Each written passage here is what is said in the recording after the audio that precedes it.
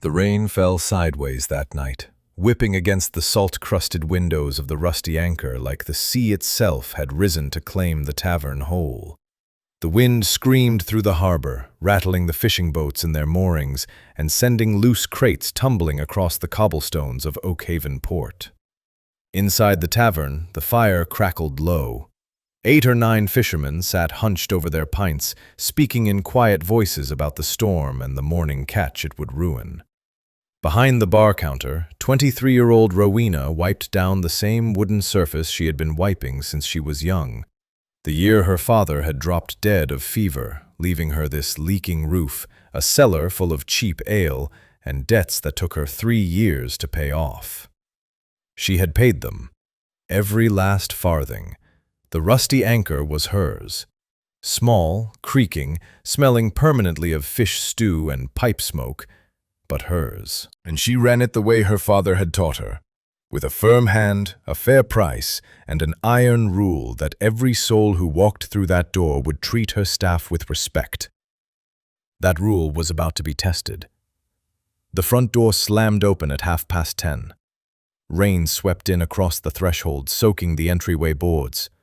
A tall figure stepped inside, his heavy traveling cloak drenched through and dripping mud onto the freshly mopped floor. He wore a wide-brimmed hat pulled low over his face, and his leather boots, fine quality Rowena noticed immediately, left deep prints in the sawdust. He surveyed the room the way a landlord surveys a property he is considering demolishing. "You there," he called, snapping his fingers at young Thomas, the potboy, who was stacking clean tankards behind the counter. "I require a private table, away from the draft, and a fire that actually produces warmth." Thomas froze, his eyes darting to Rowena. The stranger did not wait for an answer. He strode across the room, dragged a chair from the corner table nearest the fireplace, the table where old Mr. Briggs, a retired dock worker with a bad knee, had been sitting quietly for the past 2 hours, and dropped himself into it without a word of acknowledgement. Mr. Briggs gathered his pint and shuffled away to another seat. He did not complain. Men like Mr. Briggs never did. Rowena set down her cloth. She came around the bar and approached the stranger's table with a measured step, her apron still tied, her sleeves still rolled to the elbows from washing glasses. "Good evening, sir," she said. "Welcome to the Rusty Anchor. We serve ale, cider, bread, and stew. The fire is fed on purchased wood, and the charge for a dry seat by the hearth is 2d extra on top of your order." The stranger looked up at her from beneath the brim of his hat. His face was sharp, a strong jaw, a straight nose, dark eyes that held the kind of certainty that only came from never being told the word no. He was perhaps 30, and despite the state of his cloak, everything about him, his posture, the cut of his collar beneath the mud, the silver ring on his left hand, announced wealth. "Tuppence," he repeated, "for the privilege of sitting near a fire that barely heats this end of the room." "The wood is seasoned oak, sir. It costs what it costs." "Then get better wood. And I shall require a private room. Surely you have rooms above." "We do, but they are occupied tonight." "Then remove whoever is in the best one and give it to me. I shall pay double." A few of the fishermen glanced over. Thomas stood very still behind the bar. Rowena folded her arms. "The guests upstairs paid in advance and have been here since this afternoon. I do not turn out paying customers for anyone. You are welcome to the common room, the stew, and the fire. Those are the terms." The stranger stared at her for a long moment. Then he leaned back in his chair and let out a low, dismissive breath. "This is, without question, the most poorly managed establishment I have stepped foot in. The floor is damp, the air smells of fish, the fire is inadequate, and the proprietor, if that is what you are, has the manners of a dockhand." The room went quiet. Rowena had heard insults before. Drunk sailors had cursed at her. Merchants had tried to haggle her prices down to nothing. A livestock trader once threw a bowl of stew at the wall because he found a bone in it. She had handled all of them, but this man, This stranger who walked in off the street, shoved aside an old man, snapped his fingers at a 15-year-old boy, demanded she throw out her guests, and then called her establishment and her character into question. This man had crossed a line. She reached down, lifted his wide-brimmed hat clean off his head, and tucked it under her arm. "Right then," she said. Before he could react, she grabbed him by the collar of his cloak with both hands, hauled him up from the chair, and marched him backward across the tavern floor. His boots skidded on the wet sawdust. His arms flailed. One of the fishermen choked on his ale. Thomas dropped a tankard. Rowena shoved the stranger through the open front door, out into the hammering rain and onto the cobblestones of the harbour street. He stumbled, caught himself on a lamppost, and turned around with an expression of pure, stunned disbelief. She stood in the doorway, his hat still under her arm, rain pelting her shoulders. "The Rusty Anchor is my house," she said. "And in my house you do not snap your fingers at my boy. You do not push aside my regulars. And you do not stand there dripping on my clean floor and tell me how to run my own business." She tossed his hat into the puddle at his feet. "Good night, sir." Then she stepped back inside, pulled the heavy oak door shut, and drove the iron bolt home with a sound that echoed through the entire ground floor. The fisherman stared at her. Thomas stared at her. Old Mr. Briggs raised his pint from across the room. "Well done, lass," he said softly. Rowena picked up her cloth and went back behind the bar. She did not know the name of the man she had just thrown into the rain. She did not know that his silver ring bore the crest of the most powerful family in the county. She did not know that the mud-splattered stranger was Cassian Vance, the Duke of Oakhaven, the man who owned every dock, every warehouse, and every square foot of harbour land in the port. She did not know that by tomorrow morning he would own her tavern too, and she certainly did not know that throwing him out that door would be the single best decision she had ever made. 3 days passed, and the storm gave way to pale autumn sunshine that dried the cobblestones and brought the market traders back to Oakhaven's town square. By 8 in the morning, the square was alive. Grain merchants calling out prices, fishwives laying out the morning catch on crushed ice. Rowena walked through the center of it all with a canvas sack over her shoulder and a list of supplies written on the back of a beer receipt. She needed oats, flour, and a fresh round of candles. She had nearly forgotten about the stranger from the other night. Nearly. Thomas had asked her twice if she thought the man would come back with constables, and both times Rowena had told him that men like that talked large and forgot fast. She was haggling with the grain merchant when the noise in the square began to shift. The steady hum of trade quieted, replaced by the sound of hooves on stone and the sharp creak of a heavy carriage. Rowena turned, still holding a fistful of oat samples. A procession was entering the square from the north road. First came 2 outriders on grey horses, both wearing dark green livery with gold braid at the shoulders. Behind them rolled a polished black carriage drawn by a matched pair of chestnuts with braided manes. The carriage bore a crest on its door, a stag's head above 2 crossed anchors, and the sight of it sent a ripple through the crowd. People stepped back, men removed their hats, the fishwives stopped calling. Rowena did not recognize the crest. Her world was the tavern, the harbour, and the market square. Titles and politics had always felt like something that happened to other people. The carriage rolled to a stop in front of the old stone fountain. A footman jumped down, opened the door, and folded out a small set of wooden steps. A man emerged. He wore a deep navy tailcoat, a cream waistcoat with brass buttons, and a starched white cravat folded with precision. His dark hair was combed back from his forehead, his jaw clean-shaven, and he surveyed the crowd the way a captain surveys the deck of his ship, with calm, total authority. Rowena's stomach dropped. She knew that face. She knew those dark eyes and that sharp jaw, the particular way he looked at people as though measuring them against a standard they would never meet. The man from the storm. The man she had grabbed by the collar and shoved into the rain. A woman near Rowena whispered to her companion, "That is the Duke of Oakhaven." The word landed in Rowena's chest like a dropped anchor. She stood perfectly still as Cassian Vance, the Duke of Oakhaven, descended the steps and walked toward the center of the square. Behind him, a clerk in a brown frock coat carried a leather folio under his arm. The crowd parted for him. This man owned the docks, the warehouses, and the very ground the market stalls stood on. Every person in that square paid rent to the Vance estate, and Rowena had thrown him out of her tavern by his collar. She did not move, because Cassian had already seen her. His eyes found her across the square with the accuracy of a man who had been looking. He held her gaze for a full 3 seconds.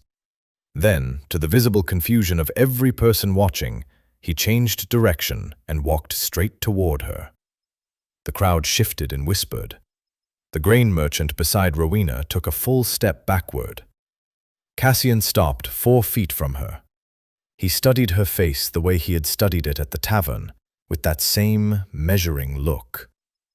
Rowena met his eyes and kept her chin level and her hands at her sides, though her pulse hammered in her throat. "Miss Rowena of the Rusty Anchor," he said. His voice carried across the silent square. "Your Grace," she replied, because she did not know what else to say. He turned to the clerk, who opened the leather folio and produced a rolled parchment sealed with red wax. Cassian took it, held it up so the crowd could see the official seal, and then extended it toward Rowena. "3 days ago," he said, "I walked into your establishment behaving like a fool. I insulted your staff, displaced your patrons, and disrespected your hospitality. You responded by removing me from the premises with your bare hands." A few people in the crowd exchanged wide-eyed glances. Someone near the back let out a strangled cough. Cassian's expression did not change. "It was the most honest reception I have received in 15 years. Every man in this county bows and scrapes and tells me what I wish to hear. You told me the truth and showed me the door." He pressed the parchment into her hand. "I have purchased the Rusty Anchor as of this morning. The property and license now sit under the Vance Estate Trust, and I am appointing you, effective immediately, as the overseer of a new regional harbor development I intend to build along this coastline." Rowena stared at the parchment. The wax seal was warm under her thumb. The words on the paper swam in front of her eyes. "You bought my tavern," she said slowly. "I did." "And you are giving me a position I did not ask for." "I am." She looked up at him. "Why?" Cassian glanced at the silent crowd, then back at her. The faintest trace of something, amusement, perhaps, or respect, flickered at the corner of his mouth.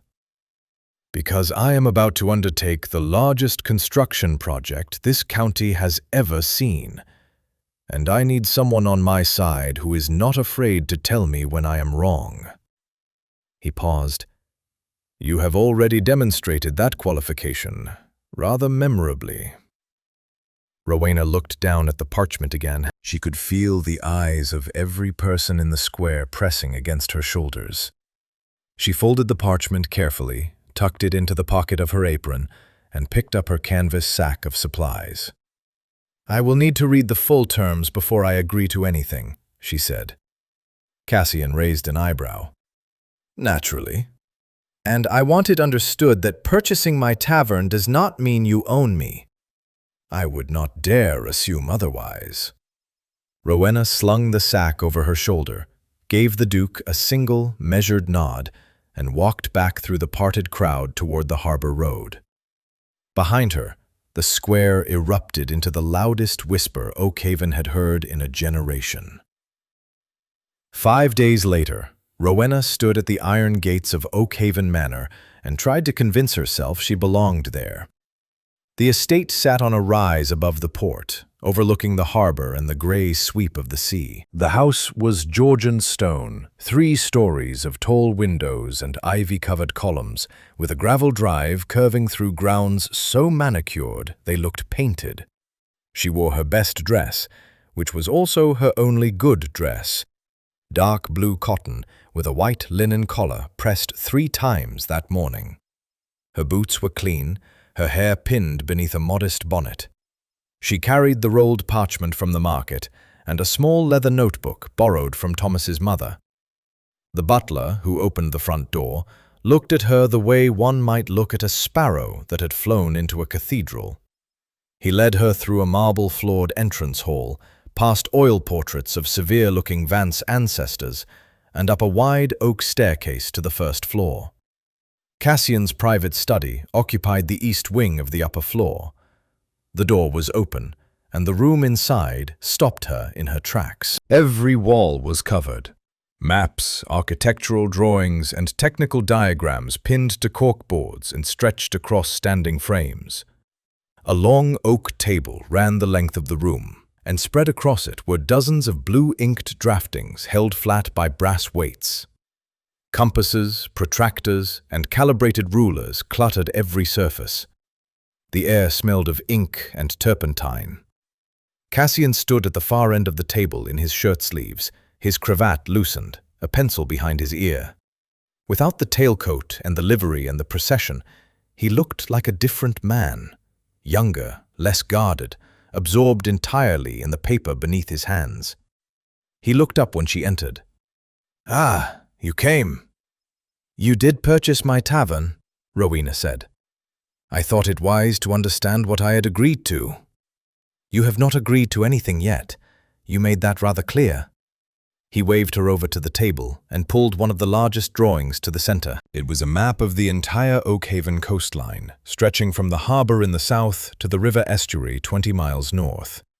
Across this landscape, drawn in precise blue ink, ran a single, bold line, curving inland from the coast, cutting through low farmland, and rejoining the sea at a natural deep-water bay. "A canal," Rowena said. "A shipping canal. 14 miles long, with 3 sets of lock gates to manage the elevation." Cassian traced the route with his finger. "Every merchant vessel coming up this coast rounds the Blackstone headland. The currents are treacherous. We lose ships every winter. This canal bypasses it entirely. A vessel enters at the southern harbour, passes through the locks, and exits at Deepwater Bay with calm seas ahead." Rowena leaned over the map. Every fisherman in Oakhaven had a story about Blackstone, the sudden crosswinds, the hidden rocks, the wrecks littering the seabed. "The lock gates require seasoned timber," Cassian continued, pulling another drawing forward. "The canal walls need dressed limestone. The basin at each lock needs to hold water under pressure without seepage. I have spent 4 years designing the engineering. The construction will take another 2, perhaps 3. "And the land?" Rowena asked. He paused. "What about the land?" Rowena pointed to a section of the canal route where the blue line passed through a broad, flat stretch marked with small green squares. "These are the Whitfield farms. I know this ground. I have bought grain from the Whitfield family since I was 16 years old." "The route follows the natural contour of the valley. It is the most efficient path." "It is the flattest path," Rowena corrected. "And that is the problem. The Whitfield fields sit in a natural drainage basin. Every spring, the snowmelt from the northern hills runs downhill and collects in that stretch of valley. The Whitfields manage it with drainage ditches they have maintained for generations. If you cut a canal through the middle of their land, you destroy those ditches. The spring melt has nowhere to go. Within 1 season, every farm between here and the Millbrook crossing will be under 2 feet of standing water." Cassian stared at the map. His pencil had gone still in his hand. "The fields will flood," he said quietly. They will flood, and the canal walls will be under constant lateral pressure from groundwater they were never designed to withstand. Your lock gates will warp within 18 months. Silence filled the study. Rowena could hear the gardener's shears clicking faintly through the open window. Cassian set the pencil down and pressed both palms flat on the table. He studied the map for a long time, his jaw tight, his brow drawn. 4 years, he murmured. 4 years of calculations, and I missed a drainage basin. Because I have never walked that land in spring. Rowena said nothing. She had not come here to embarrass him. She had come because the parchment in her apron pocket said she was responsible for this project now, and she took her responsibilities the way she took her debts, with both hands. Cassian straightened and looked at her properly. Something had shifted in his expression. The measuring look was gone, replaced by something rawer and harder to name. "Where would you root it?" he asked. Rowena pulled the map closer, borrowed his pencil without asking, and drew a faint line that curved east of the Whitfield farms, following the higher ground along the old sheep trail above the valley floor. "Here," she said. "The elevation is steeper, so you will need one additional lock gate. The ground is rockier, so the excavation costs rise, but the drainage runs away from the canal, the farmland stays dry, and your walls hold." Cassian studied her correction. He picked up one of the brass instruments, made a rapid calculation on a scrap of paper, and nodded slowly. "One additional lock, roughly 1,200 pounds in extra stone. A 4-month extension to the schedule." He set the instrument down. "You are right. The original route would have failed." He rolled the map carefully, tied it with a cord, and handed it to his clerk, who had been standing silently by the door the entire time. "Redraft the route along Miss Rowena's correction," he said. "And add her to the survey team. She starts tomorrow." Rowena tucked the pencil behind her own ear and picked up her notebook. "I will need proper boots," she said. "Survey boots. The ones I have leak." Cassian almost smiled. Almost. "I will see to it," he said. The northern timber mill sat in a clearing 2 days' ride from Oakhaven, surrounded by dense woodland. The operation was sprawling. A water-wheel-powered sawmill, 3 drying sheds, a log yard stacked 10 feet high, and a stone office with smoke curling from its chimney. Cassian and Rowena arrived by coach on a grey Tuesday morning with his clerk, Mr. Ashford, and a surveyor named Blunt, who spoke only when measuring something. The canal's timber requirements were enormous. Seasoned English oak for the lock gates, elm for the underwater pilings, and pine for scaffolding. Master Thorne met them at the entrance to the log yard. He was a broad man in his 50s, with a weathered face, a thick woolen coat, and hands the size of dinner plates. He smiled the way merchants smile when they see a wealthy customer coming, wide, warm, and entirely calculated. "Your Grace," he said, bowing low enough to be respectful without bowing so low as to appear weak. "An honor to receive you. I have prepared a full inspection of our finest seasoned stock. Oak, elm, pine, whatever the canal requires, Thorne's mill can provide." Cassian nodded and gestured for Thorne to lead the way. The tour began in the first drying shed, where planks stood upright in rows, separated by thin wooden spacers for air circulation. Thorne walked them through with the confidence of a man who had given this performance many times, pointing out grain patterns and the quality of his seasoning process. 2 years in the shed, Your Grace. No kiln drying shortcuts. You will not find better oak between here and Bristol." Cassian examined a plank, running his hand along the surface. He looked satisfied. Mr. Ashford was already writing figures in his ledger. Rowena hung back, watching. She had spent 9 years purchasing supplies for the Rusty Anchor, barrels of ale, sacks of grain, rounds of cheese, cuts of meat, and crates of tallow candles.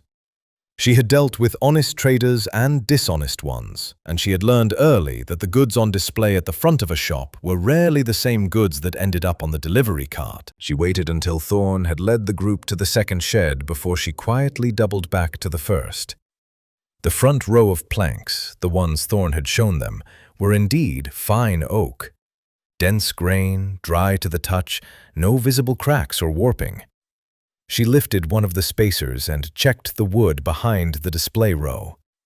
It was different timber entirely. The planks in the second and third rows were darker, softer, and when Rowena pressed her thumbnail into the surface, the wood gave way with a damp, spongy resistance. She pulled one plank forward and held it to the light from the shed's high window. A faint web of gray-green discoloration spread through the grain, the unmistakable mark of wet rot. She checked 4 more planks, all the same. Thorn had dressed the front of his shed with genuine seasoned oak. Everything behind it was rotting timber that would split under pressure within a year. If this wood ended up in the canal's lock gates, the entire structure would fail the first time the basin filled with water. Rowena slid the planks back into position and walked calmly to the second shed, where Thorn was explaining his delivery schedule to Cassian. Master Thorn, she said, stepping into the conversation. I have a question about your seasoning process. Thorn turned to her with the indulgent expression of a man who did not expect to be troubled by a woman's questions. Of course, miss. What would you like to know? When you season oak for 2 years, the moisture content drops below 15 parts per 100. That is the standard for structural timber, is it not? Thorn blinked. It is? Then could you explain why the planks behind your display row in the first shed have a moisture content high enough to dent with a thumbnail? And why at least a dozen of them are showing signs of grey rot through the grain? The shed went quiet. Mr. Ashford's pen stopped. Blunt, who had been measuring a beam in the corner, turned around. Thorn's smile held, but something behind his eyes shifted. I am sure you are mistaken, miss. Perhaps you examined a batch of green timber that was placed there by error. I examined 4 separate rows, Rowena said. They are all the same. Your display stock is sound. Everything behind it is rotten. Which means the timber you intend to deliver to the Duke's Canal is not the timber you showed us today. She turned to Cassian. His expression had gone very still. He looked at Thorn. Is this true?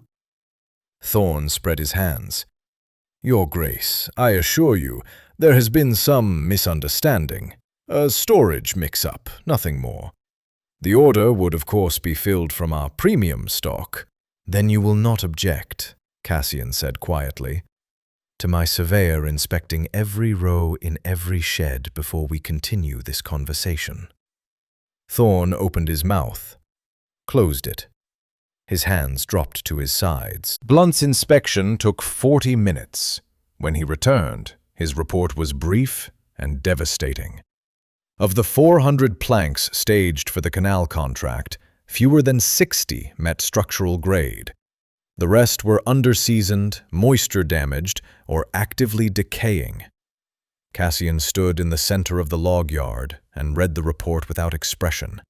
Then he folded it, placed it inside his coat, and addressed Thorn in a voice that carried no anger, only the cold weight of authority. Under the Timber Trade Act, supplying fraudulent structural materials for public works constitutes a criminal offense. I am impounding this yard and its stock effective immediately. My clerk will file the notice with the county magistrate before the week is out. Thorn's face drained of color. Your Grace, please, we can renegotiate. We will not be renegotiating, Cassian said. We will be leaving. He turned to Rowena as they walked back toward the coach. How did you know? Rowena climbed the coach step and settled into her seat. A grain merchant in Oakhaven tried the same trick on me when I was 17. Good barley at the front of the sack, weevil-ridden chaff at the bottom. I opened every sack after that. She looked at him through the carriage window. "Front rows lie, Your Grace.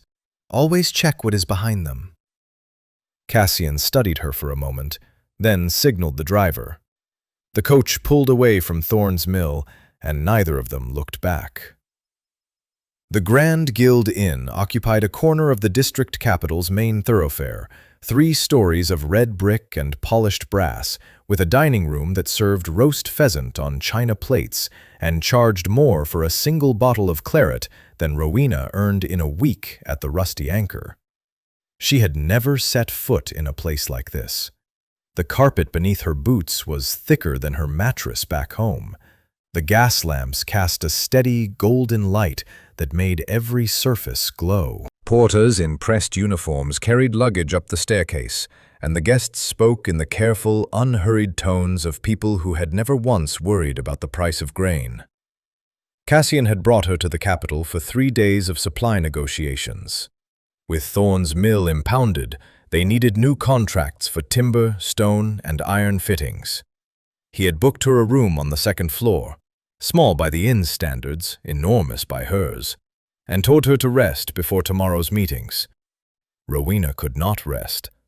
She had spent 20 minutes sitting on the edge of a bed that was too soft, staring at curtains that matched the wallpaper, before deciding she needed air. The lobby was too grand and the street too unfamiliar, so she wandered the inn's ground-floor corridor in search of something ordinary. She found a servant's staircase near the back of the building, narrow, unlit, and mercifully plain, and followed it down to the basement, where the kitchen heat rose through the floorboards and the smell of roasting meat reminded her of home. A short corridor connected the kitchen passage to the rear of the private dining rooms, separated by thin plaster walls and heavy curtains. She was about to turn back when she heard voices. The nearest private dining room was occupied. The door was closed, but the serving hatch, a small wooden panel for passing dishes through, had been left slightly ajar. Through the gap, Rowena could hear the conversation as clearly as if she were sitting at the table. 3 men were speaking. Their voices were educated, confident, and entirely unguarded. The quarries along the Millbrook stretch. All 4 of them. Santon has already agreed to sell his lease, and the Farrow brothers will follow once they see the offer. And the Deepwater quarry? Locked in yesterday. I hold the option through a proxy, a solicitor in Cheltenham. The Duke will never trace it back to us. Rowena pressed herself flat against the corridor wall and held her breath. The strategy is simple, gentlemen. The Duke's Canal requires limestone. There are only 6 quarries within hauling distance of the route. Once we own 4 and hold options on a 5th, he has 1 remaining source, the old Pennington quarry, which produces half the volume he needs at twice the cost. He will be forced to come to us. On our terms. We set the price. We control the delivery schedule. And when the delays mount and the costs spiral beyond what even the Vance fortune can sustain, we offer to purchase his canal rights at a fraction of their value. A glass clinked. Someone poured wine. And if he refuses to sell? Then the canal is never completed. The quarries sit idle. The Duke bleeds money on a half-finished ditch, and we acquire the harbour trade concessions he was counting on to repay his investment. Either way, gentlemen. Laughter. Low, satisfied, and cold. Rowena's fingers were pressed so hard against the wall that her knuckles had gone white. Every instinct told her to move, to get away before someone opened that door and found her standing there. She forced herself to stay. She needed names. Over the next several minutes, she learned 3 things. The man leading the scheme was a London merchant called Aldridge, who held investments in rival shipping routes the canal would render unprofitable. His partner was a landowner named Farquhar, who sat on the County Trade Commission and had access to public surveyor records showing which quarries the canal required. Their timeline was a fortnight, the contracts to be finalized before the Duke's team could secure alternative suppliers. Rowena had no paper and no pencil. She pressed each name and detail into her memory the way she pressed beer orders on a busy Saturday night. By repetition, by association, by sheer will. Aldridge, Farquhar, Millbrook Quarries, Deepwater Option, Cheltenham Solicitor, Fortnight. She repeated the sequence 6 times, then eased herself along the corridor and crept back toward the kitchen staircase. She climbed on quiet feet, crossed the lobby without looking at anyone, and went straight to Cassian's room on the 3rd floor. She knocked twice. He opened the door in his shirt sleeves, contract papers in his hand. "Rowena, what is—" "Close the door," she said, stepping inside. "We have a problem." She told him everything, every name, every detail, every word she had memorized from behind the serving hatch. Cassian listened without interrupting, his face growing harder with each sentence. By the time she finished, he was standing at the window with his back to the room, his hands gripping the sill. "Aldridge," he said quietly. "I have met him. He sat across from me at a trade dinner in London last spring, shook my hand and congratulated me on the canal." "He means to bury it," Rowena said. "And he is moving fast. If those quarry contracts close within the fortnight, you will have no stone and no leverage." Cassian turned from the window. "The contracts I am scheduled to sign at the regional summit. They are connected. If the stone supply is already compromised, signing those contracts locks me into obligations I cannot fulfill." "Then you cannot sign them." "The summit is tomorrow.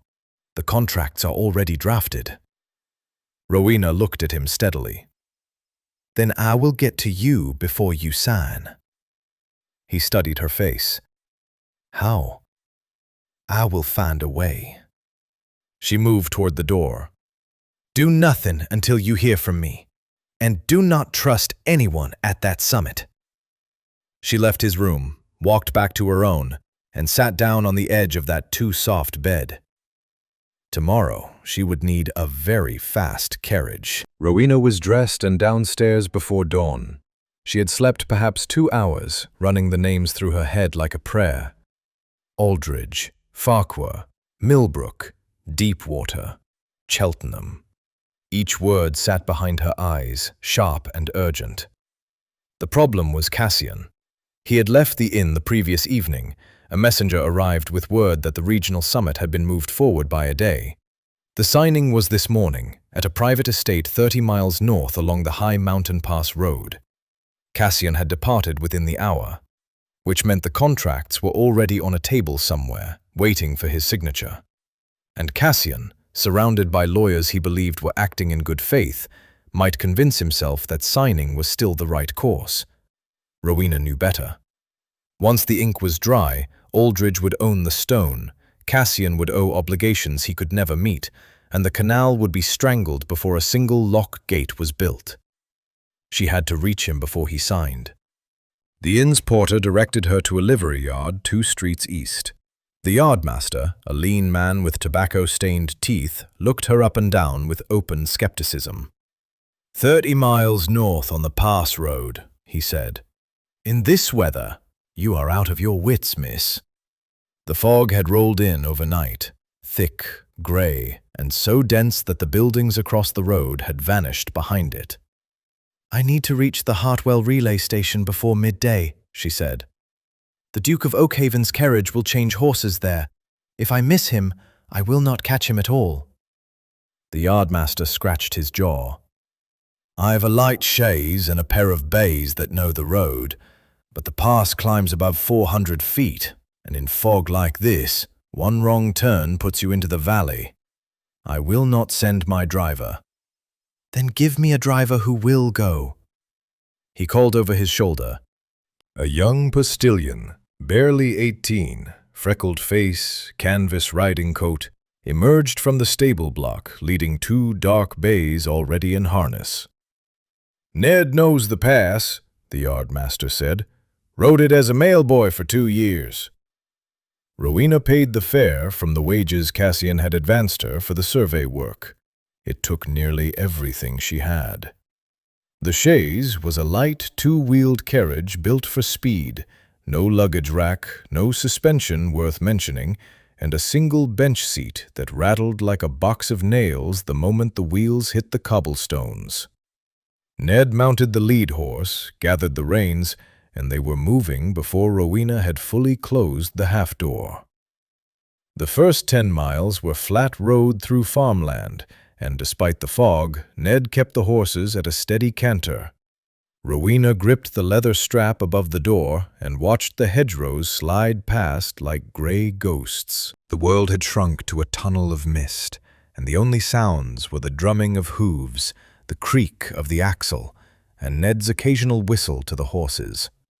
Then the road began to climb. The pass was an old coaching route cut into the side of a long ridge. The surface changed from packed earth to loose stone, and the chaise lurched as the incline steepened. On the left, the hillside rose sharply into the fog.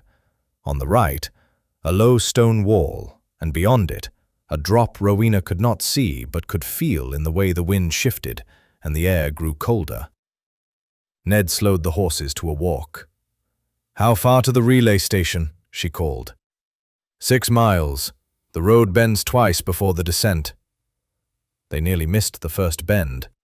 Ned pulled the horses left just as the stone wall on the right ended abruptly, replaced by open air. The chaise wheels skidded on loose gravel, and for one terrible second, Rowena felt the carriage lean toward the edge. Then the horses found their footing. Ned swore under his breath, and they straightened. The second bend came 15 minutes later, and this time Ned was ready.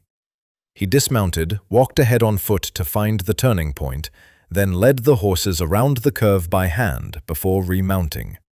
The descent began shortly after, and the fog thinned as they dropped below the ridgeline. Trees appeared. A stone bridge crossed a narrow stream. And then, through the clearing mist, Rowena saw the relay station. A low coaching inn with a stable yard, a water trough, and a familiar black carriage standing in the forecourt with its horses being changed. Cassian's carriage. She had made it. "Stop here," she told Ned. She climbed down from the chaise before it had fully halted and crossed the yard at a near run. Cassian was inside the coaching inn, standing at a table with Mr. Ashford and 2 men Rowena did not recognize. A stack of documents sat on the table between them. Cassian held a pen. He had not signed yet. The inkpot was still sealed. "Your Grace," Rowena said from the doorway, catching her breath. "A word before you open that ink." Cassian looked up. His expression shifted. Surprise, then recognition, then something close to relief. He set the pen down, excused himself from the table, and followed her outside into the clearing fog. She told him everything a second time, standing in the stable yard with mud on her boots and her hands still shaking. The names, the quarry scheme, the timeline. And the one detail that mattered most, that the men inside that coaching inn were connected to Aldridge through the Cheltenham solicitor. Cassian listened. Then he walked back inside, collected the unsigned contracts, and placed them inside his coat. "Gentlemen," he said, "I am afraid the terms require further review. The signing will not proceed today." The 2 men exchanged a glance. One of them opened his mouth to protest. Cassian did not wait for the objection. He took Rowena by the arm, walked her to his carriage, and handed her up the step. "You hired a post-chaise through mountain fog," he said, looking up at her from the forecourt. "I did." "You spent your entire wages on the fare." "I did." He held her gaze for a moment longer than necessary. "I will repay every penny, and I will never again leave for a signing without consulting you first." Rowena settled into the carriage seat, which was considerably more comfortable than the one she had just spent 4 hours rattling around in, and allowed herself, for the first time that morning, to exhale. 1 month into the project, and they had no stone. The timber problem had been solved, An honest mill in Devon delivered seasoned oak by barge, inspected plank by plank under Rowena's supervision. The iron fittings were being forged in Birmingham. The survey stakes were planted along the corrected canal route, and the excavation teams were ready to break ground. But limestone was the spine of the structure. Without dressed stone for the canal walls and lock chambers, the project was a line on a map and nothing more. Thanks to Aldridge and Farquhar, every major quarry within hauling distance was purchased, optioned, or priced so high that buying from them would bankrupt the estate. Cassian had spent 2 weeks writing to quarry owners across 3 counties. Every response came back the same: sold, leased, or unavailable. It was Rowena who found the answer. She had been going through old harbor records in the Oakhaven Customs House, searching for historical stone suppliers who might have been overlooked. Buried in a ledger from 1793 was a delivery manifest for 600 tons of cut limestone, shipped by cart from a place called the Greymoor Quarry in the Southern Valley. The quarry had supplied stone for the original harbor wall, the same wall that still stood 60 years later without a crack in it. The entry was the last one. After 1793, Greymoor vanished from the records entirely. Rowena brought the ledger to Cassian that evening. The next morning, they rode south. The Southern Valley was a different world from the busy port. The road narrowed to a cart track after the first village, winding through rolling pastureland dotted with sheep and bordered by low stone walls. The sky was wide and grey, and the only sound was the wind in the grass. Greymoor Quarry sat at the end of the track, carved into the base of a limestone escarpment 200 feet above the valley floor. The operation had been abandoned for decades. The cutting faces were overgrown with moss. The old crane platform had rotted through. A row of workers' cottages stood empty along the quarry rim, their windows dark. A single cottage at the far end showed signs of life: a thin line of smoke from the chimney, a vegetable patch behind a low fence, and a pair of work boots drying on the doorstep. The man who answered was past 60, with a weathered face, grey whiskers, and hands mapped with old scars from decades of working stone. His name was Josiah Flint, head quarryman at Greymoor for 31 years before the previous owner died without an heir and the lease lapsed into legal dispute. "Nobody came to sort it out," Josiah said, leading them along the quarry rim. "The lawyers argued, then forgot. The men left. I stayed because I had nowhere else to go, and the cottage roof still held." He stopped at the edge and pointed into the quarry basin. Even choked with weeds and standing water, the scale was obvious. The cutting faces showed clean, pale limestone in thick, even beds, stone that split true and dressed smooth. "How much workable stone is left in this quarry?" Cassian asked. Josiah looked at him with the quiet patience of a man who had been asked foolish questions by wealthy visitors before. "Your Grace, I have been cutting this hill since I was 19 years old. In 31 years, we barely scratched the surface. There is enough limestone in this escarpment to build your canal 3 times over and still have plenty left for your grandchildren." Cassian turned to Rowena. She could see the calculation behind his eyes. Tonnage, hauling distance, the cost of reopening versus the impossible prices Aldridge was demanding. "The legal dispute," Cassian said, turning back to Josiah. "The lapsed lease. I can have my solicitor resolve the title claim within the month. If I secure the lease directly from the Crown Land Office, I can reopen this quarry under the Vance estate." Josiah folded his arms. He looked at the Duke for a long moment, then at Rowena, then back at the Duke. "I have one condition," he said. "Name it." "I have worked for wealthy men before. The last owner paid the quarrymen whatever he pleased, changed the rates without notice, and docked wages for weather days when no man could safely work the face. My men, the ones who would come back if I sent word, are good men, skilled men. They deserve fair wages, paid on time, recorded in a proper ledger that they can see with their own eyes. He pointed at Rowena. I want her managing the delivery books and the payroll.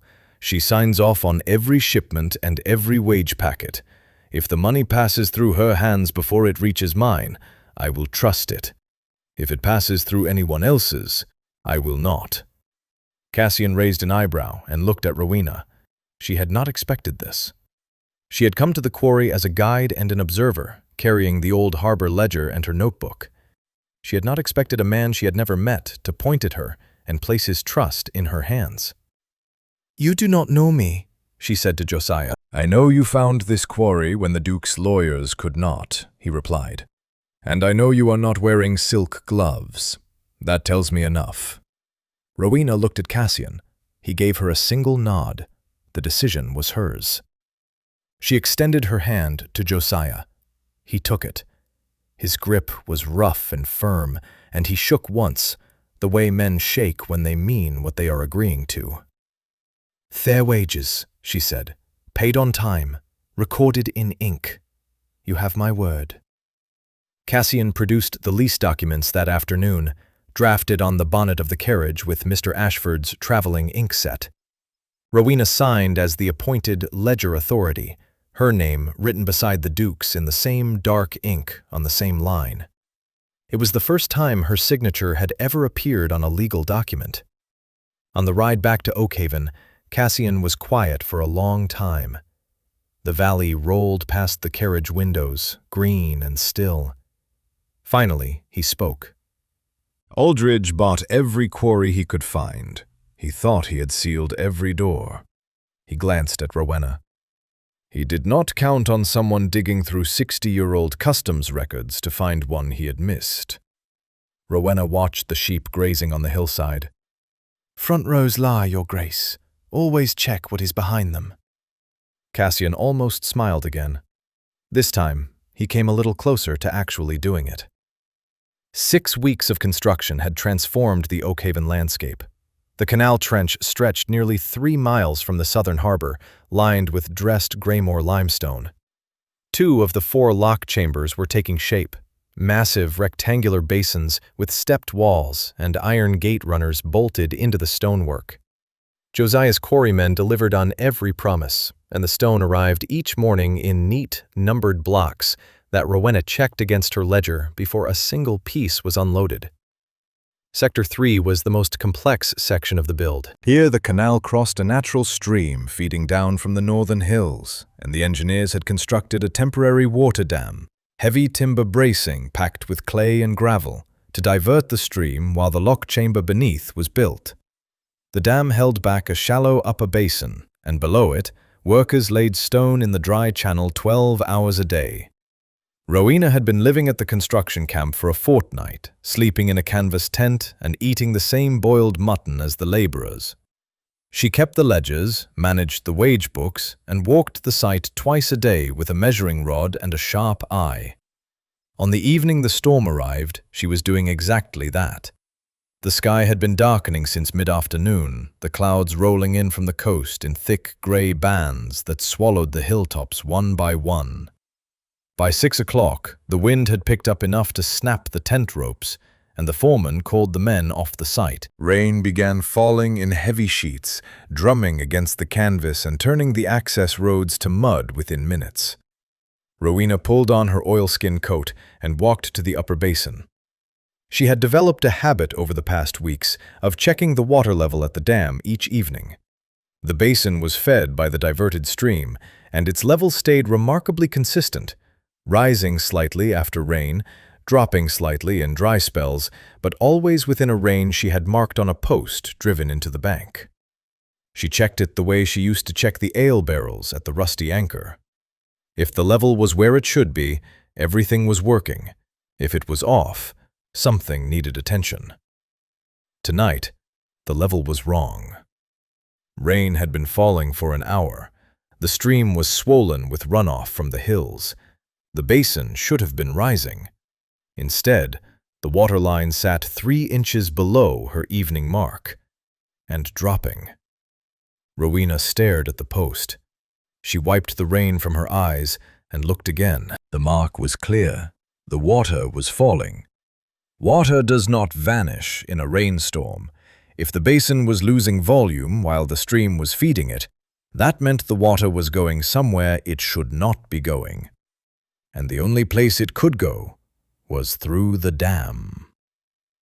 She ran. The dam was 200 yards upstream, a curving wall of timber and clay spanning the diverted channel. Thick oak beams driven vertically into the stream bed, braced horizontally with cross timbers, the gaps packed with gravel and river clay. In the dark, with rain hammering and the stream surging against its face, the dam looked like what it was, a temporary barrier holding back several thousand tons of water above a site full of men and stone. Rowena reached the base of the dam and pulled a lantern from the supply post. She held it low, shielding the flame with her body, and walked along the downstream face. She found it halfway along the wall. 2 of the main cross timbers had been cut, clean and deliberate, made with a saw.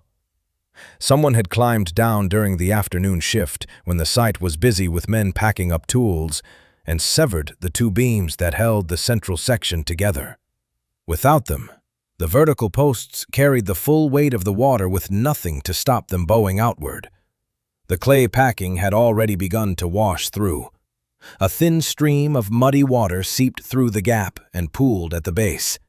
If the rain continued, and every sign said it would, the remaining timbers would fail before dawn.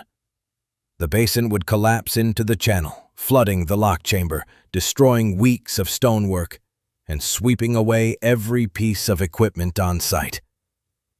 Rowena dropped the lantern and ran for the camp. She found Cassian in the foreman's tent, reviewing drainage plans by candlelight. She did not knock. "The dam has been sabotaged," she said. 2 cross timbers cut through. The central section is already seeping. We have hours, maybe less. Cassian was on his feet before she finished the sentence. What followed was the longest night of Rowena's life. Cassian ordered every man to the dam with lanterns, ropes, and quarry stone. The rain did not let up. The seepage grew from a trickle to a steady pour, and the remaining timbers groaned under the pressure. They could not replace the cut beams in a storm, so Cassian made a different decision. Quarry stone stacked against the downstream face, block by block, building a buttress wall to brace the weakened timbers from the outside. The men worked in knee-deep mud, passing limestone blocks hand to hand in a chain from the supply wagons to the dam.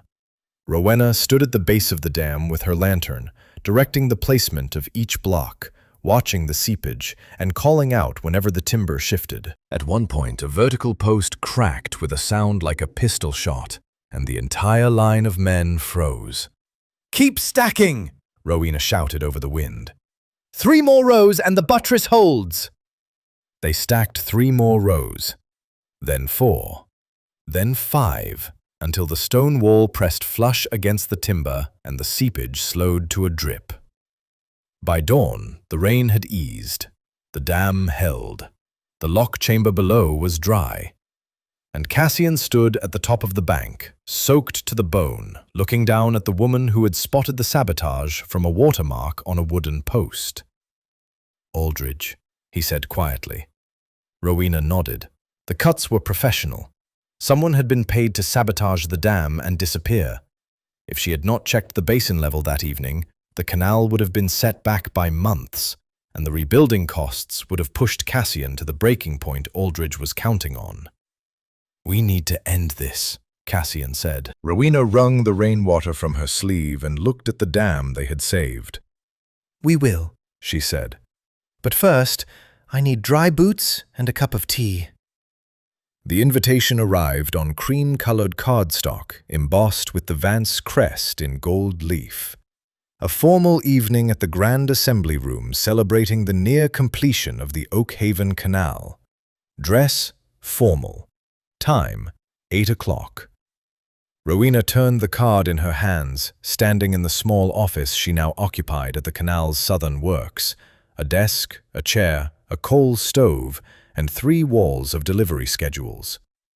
Her wardrobe consisted of 2 work dresses, survey boots with the soles wearing thin, and the blue cotton she had worn to the manor all those weeks ago. She did not own a gown. Cassian's housekeeper solved it. A package arrived the next afternoon. A deep green silk dress with ivory lace at the collar and cuffs, simple in cut, elegant in fabric. A pair of soft leather shoes and a note in Cassian's handwriting. Consider it part of your surveyor's kit.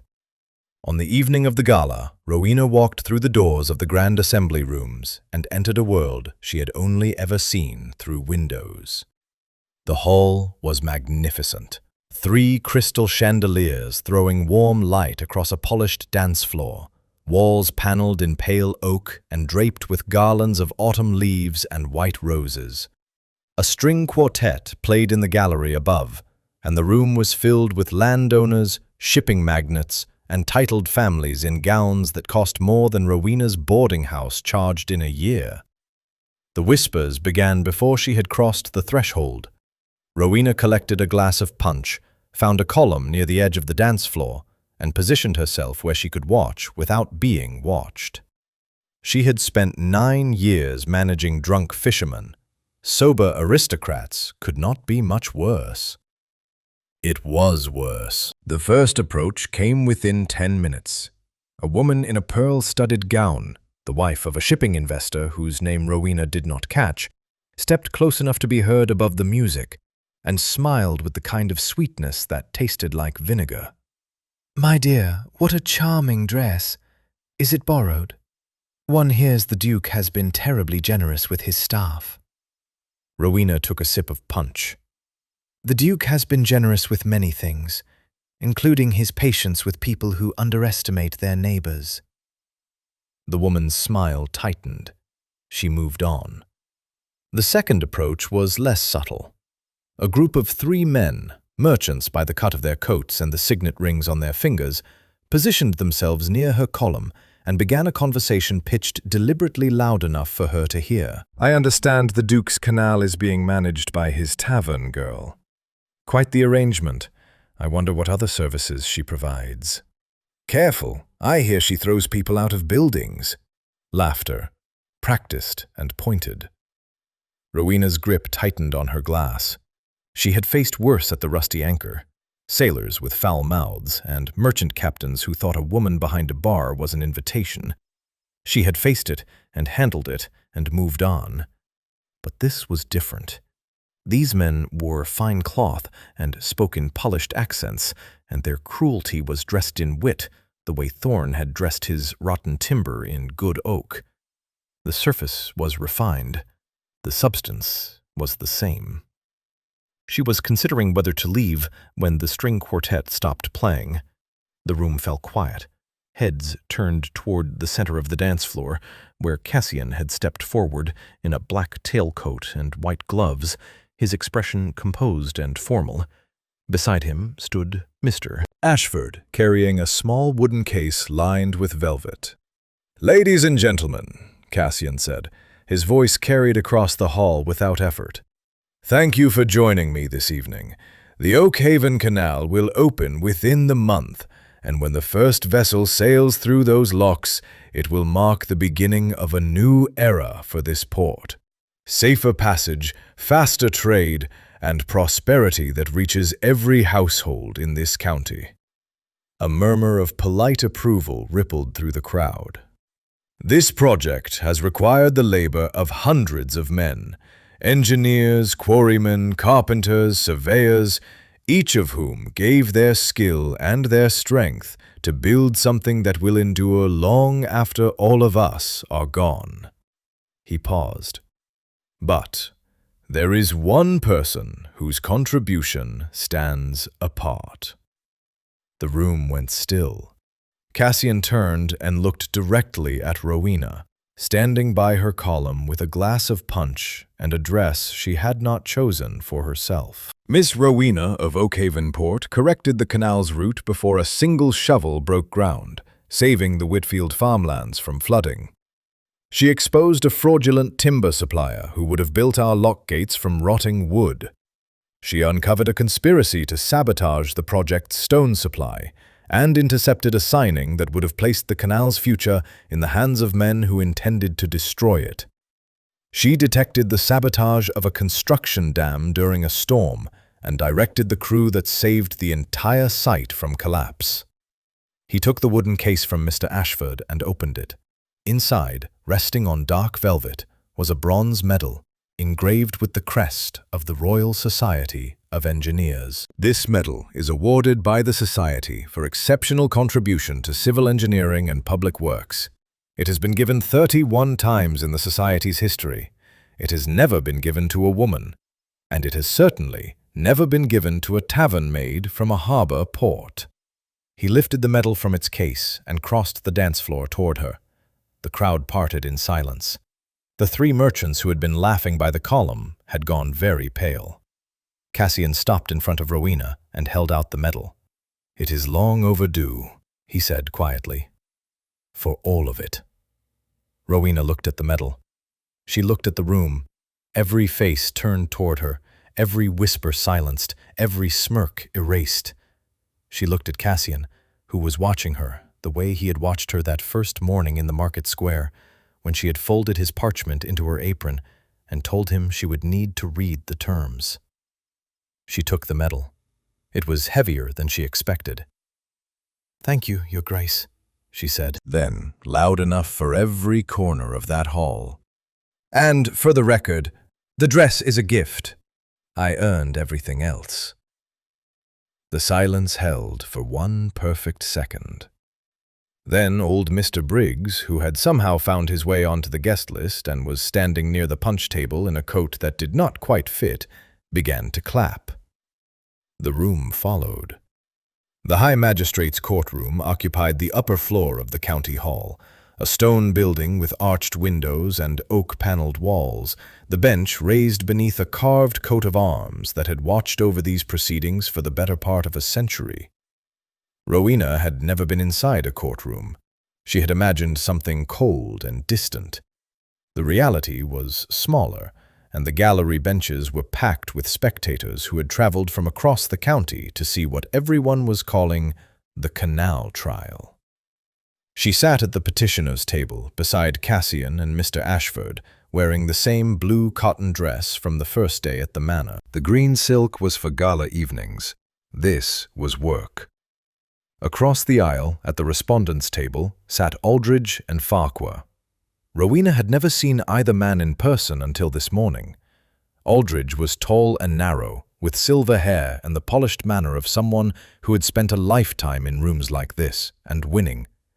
Farquhar was broader, red-faced, with thick sideburns and restless hands. Between them sat a London barrister in a black gown.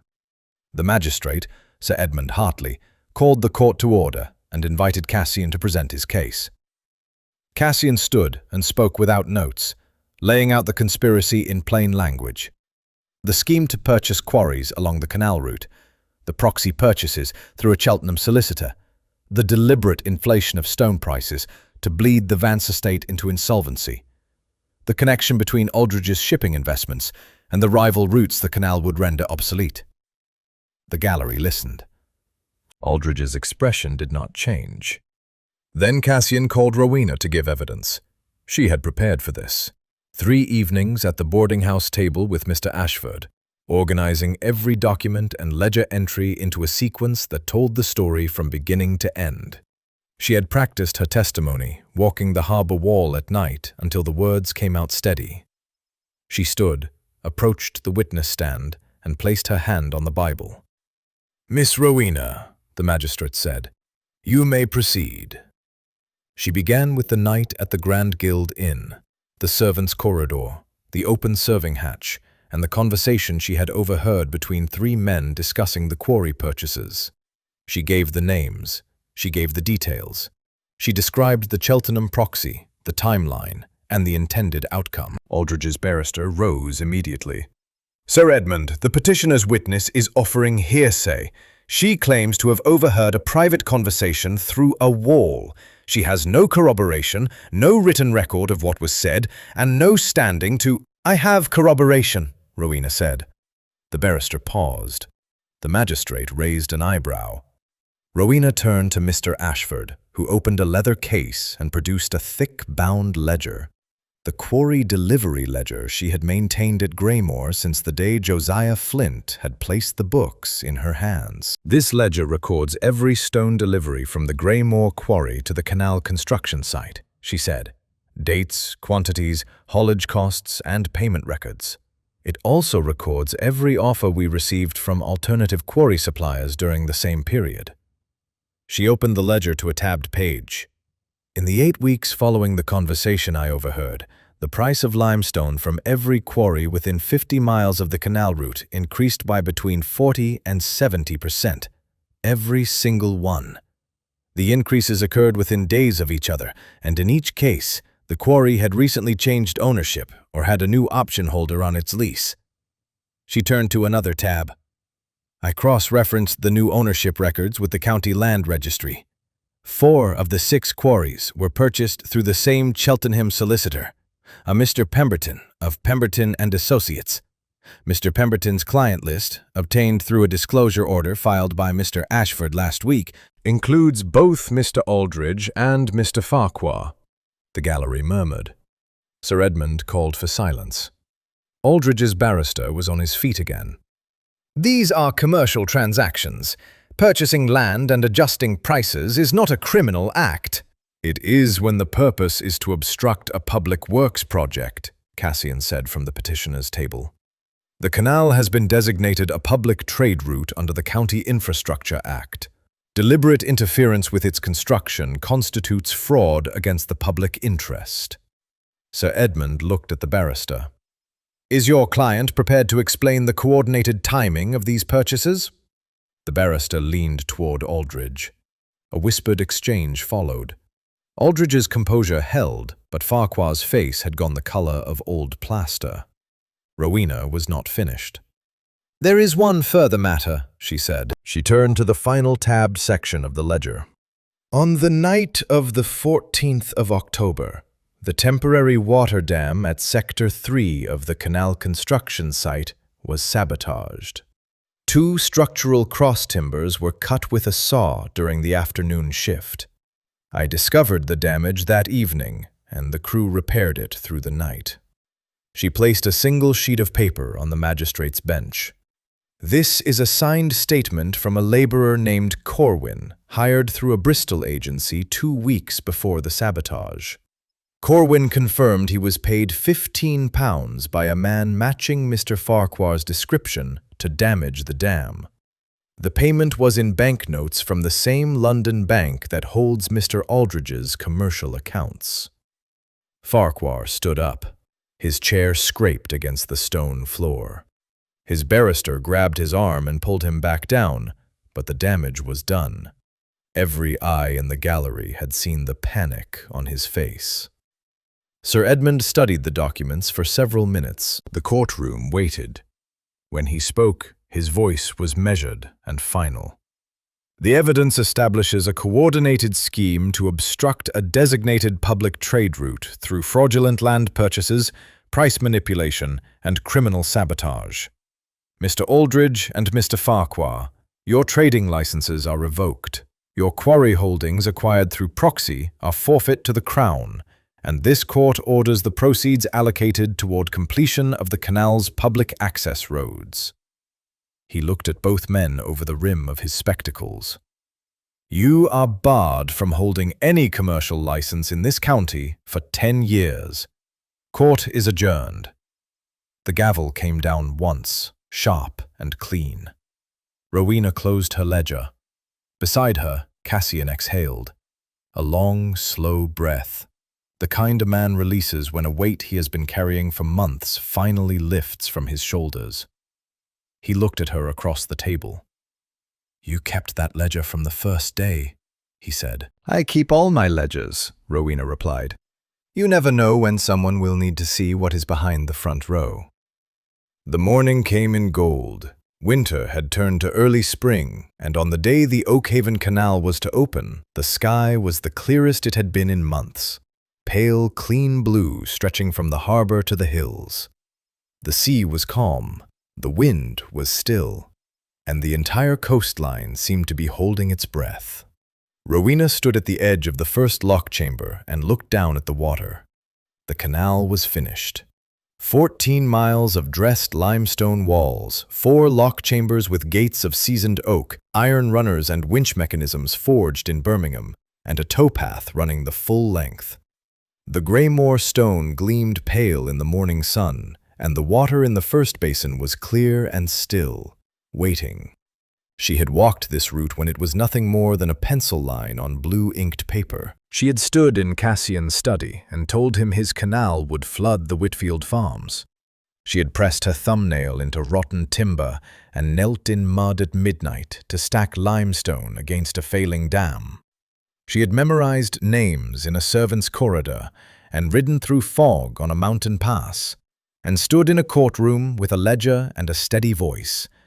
And now here it was, built, real, holding water. The crowd began gathering at 9. They came from every corner of the county, fishermen and farmers, quarrymen and carpenters, merchants and their families.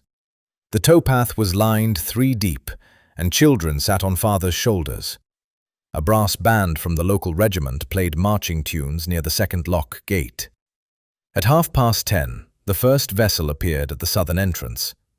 She was a merchant brig called the Hartwell, a 2-masted coastal trader, loaded with wool bales from the northern mills, her hull freshly painted, and her crew standing at the rails in clean shirts. The crowd cheered as she entered the first basin, and the lockkeeper, one of Josiah's quarrymen retrained for the role, closed the lower gates behind her and began filling the chamber. The water rose. The Hartwell rose with it, lifting steadily between the limestone walls until she sat level with the second basin. The upper gates swung open, and the brig glided forward into the next stretch of canal as smoothly as a letter sliding into an envelope. Rowena watched from the towpath. Beside her stood Thomas, now 17, wearing a new coat that Rowena had bought him with her first full quarter's wages. He had closed the rusty anchor for the day, the first time in the tavern's history, and brought old Mr. Briggs with him. Briggs stood leaning on a walking stick, his eyes damp, watching the ship pass through the lock he had seen dug from bare earth. "Your father would have liked this," Briggs said quietly. Rowena nodded. She could not speak for a moment. The Hartwell passed through all 4 locks in just over an hour, emerging at the northern end into the calm waters of Deepwater Bay. A cannon on the harbour wall fired a single salute, and the crowd erupted. Hats were thrown. The brass band launched into something triumphant. A group of quarrymen from Greymoor, standing together near the third lock, began singing a work song that echoed off the limestone walls. Cassian found her at the mouth of the canal, where the waterway opened into the bay and the new harbour buildings stood along the waterfront. He was dressed formally, dark tailcoat, polished boots, white gloves, and he carried a rolled document tied with a blue ribbon. "Walk with me," he said. They walked together along the harbour front, past the new customs house, the chandlery, and the harbour master's office, until they reached the largest building at the end of the quay. It was a handsome stone structure, 2 stories tall, with wide arched windows facing the water and a covered entrance supported by columns. A canvas sheet had been draped across the front of the building, concealing whatever was mounted above the door. Cassian stopped and turned to face the crowd that had followed them along the quay. "This building," he said, raising his voice so it carried, "will serve as the central exchange for all trade passing through the Oakhaven Canal. Cargo manifests, shipping contracts, tariff negotiations, and merchant licenses will all be handled within these walls. It is the commercial heart of everything we have built." He reached for the cord attached to the canvas sheet. "I have named it after the person without whom none of this would exist." He pulled the cord. The canvas fell away. Mounted above the entrance, carved into a slab of pale Greymoor limestone, were 3 words in deep-cut Roman letters. The Cross Exchange. Rowena stared at the sign. The Cross was the name the harbour men used for her, a nickname that had started among the construction crew after she had thrown Cassian out of her tavern, and had stuck because she was, by her own admission, the crossest woman on the Oakhaven waterfront. The crowd laughed. Some of them cheered. Josiah Flint, standing near the back with his quarryman, gave a single, firm nod. Cassian turned to her and held out the rolled document. "This is a partnership deed," he said. "Equal share, equal authority. Your name beside mine on every contract, every plan, and every structure this firm builds from this day forward." Rowena took the document. She untied the ribbon and unrolled the parchment. Her name was there, written in the same dark ink she had first seen on the quarry lease. The same hand, the same line, the same weight. She looked up at him. The measuring look was gone from his eyes entirely. What remained was something she had seen growing slowly over months of shared work and shared risk, a respect so complete it'd have no room left for pretense. "Equal share," she said. "Equal share." She rolled the parchment, tucked it inside her coat, and looked out across the harbour. The Hartwell was anchored in Deepwater Bay, her wool bales already being unloaded onto the new quay. Beyond her, 2 more merchant vessels were approaching from the south, waiting their turn at the canal entrance. The brass band was still playing. The sun was warm on the limestone. "Well then," Rowena said, "we had better get to work." She turned and walked through the doors of the Cross Exchange, and Cassian followed.